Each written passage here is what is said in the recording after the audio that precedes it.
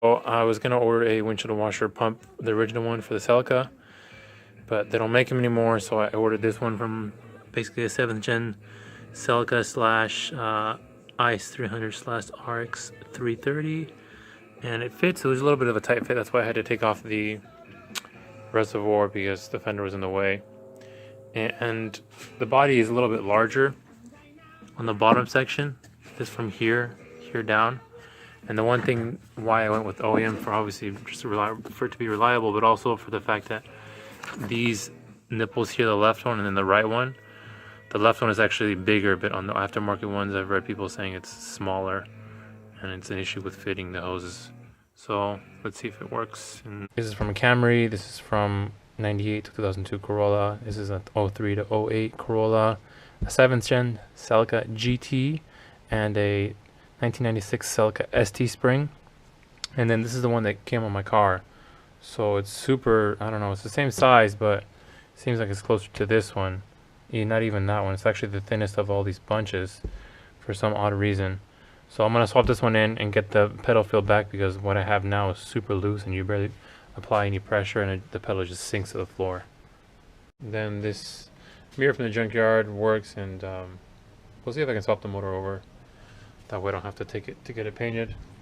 And then I just went ahead and repainted the bottom portion of the condenser along with the line going into the condenser. So it was resprayed a couple times without them removing the bumper before I had even got the car in its current condition. So just doing that so that it looks nice from the front end. Hey, what's up guys? It is the 12th of June, around 11 o'clock, and I'm gonna take some parts to the body shop right now. This is the new garage setup. So I moved my car finally to where I've been living at for the past year and a half. This is my daily right here, Tracer 900. Super reliable, super fun, triple three-cylinder cross-plane engine, so it sounds pretty good. But here's the car, replacing the cam seals and gonna replace the valve cover gasket. It's not really hard as I thought it was, the valve cover gasket, but there could be leaking, so might as well replace it now and not have to worry about it later. So I already started on that. And I'm gonna take some parts to the body shop right now. The rear spats, the mirror, and the spoiler, and they're gonna repaint this one because I didn't know how to prep it correctly, so I'm just gonna take it there. A new camera I'm using, it's a GoPro Hero 7 setting is currently 2.7K, 30 frames a second on the wide setting. And I just wanted to show you the setup that I had for exhaust. I was having rattling issues and I thought it was the flex pipe, the original flex pipe, going bad, but luckily it turns out it was just these bolts that were backing out and causing the brackets to rattle. So what you can't get from the States is the stud, this OEM locking slash nut, which has a split on both sides. And then you can get this, like, it's M12 by 125 bolts. I thought it was going to come with the lock wash and the washer, but it doesn't come with that from factory. So I'll just put it on there just so it doesn't back out in the future. But these were coming undone here. So the proper way to do that so that doesn't happen, since you can't get the OEM one, is you have a washer here, then you have the helicoil slash split washer, and that applies proper amount of preload so that it doesn't back out. So I'm gonna put everything back on and then put the lights for the climate control back on. All right, so here's the climate control bulb board. There's actually 3 bulbs here, 1, 2, 3. They are T4 with a 10mm base, and then you have this one here, which is a T3 with an 8mm base. You can see just how small the bulb is. This is for the defrost one, so it goes right into there. Ideally you want to get orange or red for the bulbs, that way they do not bleed through, and have the buttons here, which are backlit, have them bleed through. I'm not changing these colors here, which is these green LEDs. You because that requires soldering and it's a little bit more intricate. You have to remove the actual circuit board from the front, these nuts here, and then go from there. But I'm not doing all that. I just want to keep it as simple as possible. September, it's Saturday, and just wanted to show you what this guy from OG Status Garage here in Torrance, California did. I gave him all my headlights, including the fog lights. He put a clear film on them, which is better than the 3M stuff that people usually go to. I can't remember the name of that brand. And he also cleaned up the lenses here as best as he could. And there was a lot of haziness on the fogs, so he actually buffed and sanded all that stuff. And it's not perfect, but it's a lot better. Also, he installed the Morimoto H1 version 8.0 projector kit with a custom bracket that he had CNC made there in his garage. So at the time there was nobody making them, but now there was a Facebook group buy that just went through with 25 people buying into it. I was kind of pessimistic about it because people almost never buy anything custom for the Celica, since the market is even smaller than it was like 5-10 years ago. And that's good that he met his quota there, the guy from Canada. Kudos to him. The reason I was pessimistic about it is because when I posted the specific setup, people were saying that why not just use the cutoff and modify it like people have been doing it for a long time. But you can't compare a halogen projector to an HID specific projector. Nonetheless, also when you want to splice into your harness for the parking system, parking lights, for these bulbs here, you can actually look in the taillight wiring diagram and see that there's a green wire which feeds constant power to these. And then here is your ground, which is black. Sorry, it's the white with black. So if you want to do that, you can just grab these super bright LEDs. They're 75 cents each. You don't have to do anything complicated, just crimp it in there and you're good to go. And also, I gotta get a fog light bracket. It's quite hard to find 96 and up Celicas at the yard here in Southern California. Like one will pop up every 3 or 4 months. So gonna get that tomorrow. And just wanted to show you how quiet the neighborhood is. This is a very quiet part of Anaheim, actually. Of October, it's 10:15 at night. Just wanted to show you that you actually can swap over these mirror motors. If you have one that goes bad, it doesn't go in the up and down, the left to right position. You just have to depin this connector, and then I would recommend replacing these M5 by 1.0 bolts / screws with some aftermarket ones that have an Allen key for like a 4mm at the bottom.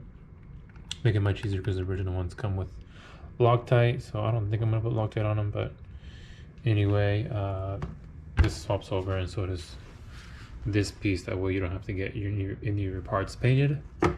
One more thing to note on the engine, I think where I screwed up was I didn't put any FIPG on the corners. If you can see that corner meets on the backside, so I think I was having that leak there, and also on the VVTi gear on the outer cover where the cap goes on the outside of the VVTi gear, there's a washer / seal, and if you don't replace that, there could be a possible cause for the leak. Very similar to when you do it in oil change on your car and you have to replace the drain plug gasket. Similar in fashion to that. Also, I need to get a 2AZ FE oil pressure switch. You see that one there? This is the original 5S, and on the beams there's actually a plug under the intake manifold, which I just now figured out today. It's supposed to be plugged into that, and when you basically have the car at full lock, when you're going very low speeds, the engine will idle up to assist with that. So I just need to get that sorted out, get a new one, probably $30, and it should be wired in originally when these guys did it. I'm hoping that it is, but I'll find out soon enough. So I'm gonna start the car now. It's been 6 months since I transferred the vehicle over from the other garage, and I haven't turned it on in, yeah, literally 6 months. So let's see what happens. So I remember I showed you guys the moisture barrier. What I did was like double layered, really thin plastic stuff that you put on the floor when you're painting your walls, but that wasn't the correct thing to do. So I redid it. I bought this moisture barrier online from Home Depot. It took like a week or like 10 days to arrive to my local Home Depot, but it's model number 45040, internet number 100661861. It's called barrier underlayment roll. It's 25 feet, and it's probably like 2 or 3 millimeters thick. Feels just like your OEM stuff, and this is enough to cover like 10 door cards. I mean 10 doors. So probably for like 3 cars, like with 4 doors. So it's pretty thick. I went ahead and cut it to size and just put some duct tape on these portions here. Honestly, it'd be better if you were to use some form in place gasket, either the OEM stuff, which is black, or anything you buy off the shelf at an auto parts store, because I noticed when you're peeling away the OEM stuff, it's like tacky and it pulls with it, but this doesn't really do that. It gets the job done. And also I went ahead and ordered a power steering, high pressure hose, and return line. I was gonna get the Gates one, but they only sold this one here, the high pressure one. I know the company made this combo together like the way OEM does. I was gonna order from Amazon, but they're charging $275, and everywhere I've looked, like Worldpack, I had an account that this one of my friends has with, and they weren't able to source OEM, so OEM is discontinued unless maybe you order it from another country that has the left-hand drive rack. So this is pretty good for what it is. $60 shipped with tax. Bought a OEM gasket here with a new bolt, because I remember I kind of rounded off the old one when I was replacing this a long time ago. So mine is currently leaking from this section here, which is kind of weird because that wasn't happening. It just started happening. So I'll replace that and then replace the line that feeds to here, because Toyota doesn't sell these lines individually, these rubber soft lines. So I gotta kind of make my own. I'll show you what I do with that. Alright, so this is the setup if you want to change out the valve cover gasket. I tried the first time doing it without removing the intake manifold slightly backwards, and I somewhat pinched and pulled off the valve cover gasket, and it started leaking.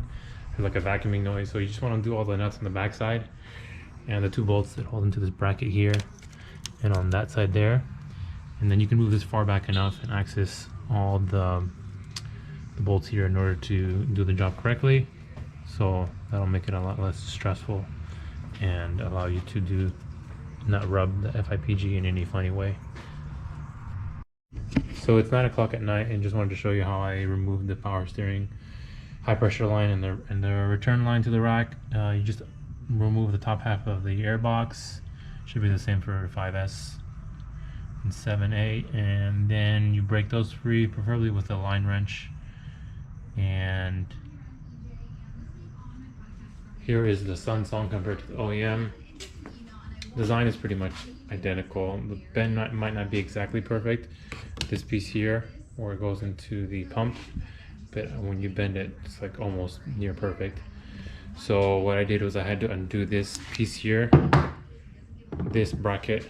Let's hold these 2 together, because the shifter cable, one of the shifter cables when I installed mine, I don't know how it's like that from factory, runs through it. So that's the only way to fish this whole thing out. It'd be a lot easier if you had a lift, but doable. Probably like an hour job, I'd say, if you can find the right tools and the attachments. And you also have to remove this. There's a bolt going through here which holds this to the rack. So I'm gonna do that 12 millimeter. So just wanted to show you how I was doing this for the emblem. When you want to restick all of the new ones on there, it's 190 millimeters from the inner of this hole to the inner of that hole. And then I went ahead and marked off 20 millimeters on each side. And then your center point is 95 millimeters. This emblem here measures 151 millimeters, so that's pretty much exactly on point. You can slap that on right about here. I saw some of the pictures online of original valve covers, and that's where you'd place it. And then the VVTi emblem sits slightly below the beams on the S at the end side. So that's pretty much where you want to place that one.